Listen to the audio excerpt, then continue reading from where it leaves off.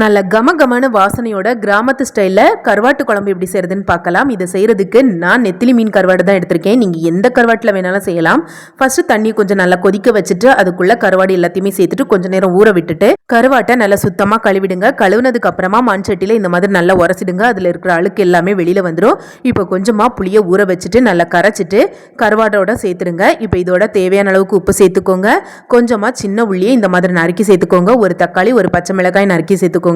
கூடவே ஒரு கத்தரிக்காய், ஒரு வாழைக்காய் இந்த மாதிரி சின்ன சின்ன துண்டு துண்டா நறுக்கி தண்ணியில போட்டுட்டு அலசிட்டு அதுக்கப்புறமா குழம்போட சேர்த்துருங்க. இப்போ மிக்ஸி ஜாரில் கொஞ்சமா தேங்காவோட 2-3 பல்லு பூண்டையும் சேர்த்து நல்லா நைஸா அரைச்சிட்டு குழம்போட சேர்த்துருங்க.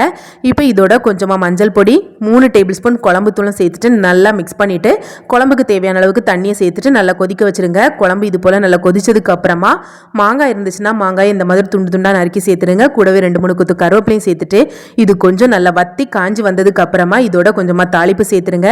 நல்ல கமகமன்னு வாசனையோட கருவாட்டு குழம்பு ரெடி. அப்புறம் என்ன செய்யுங்க, சுவைங்க ருசிங்க.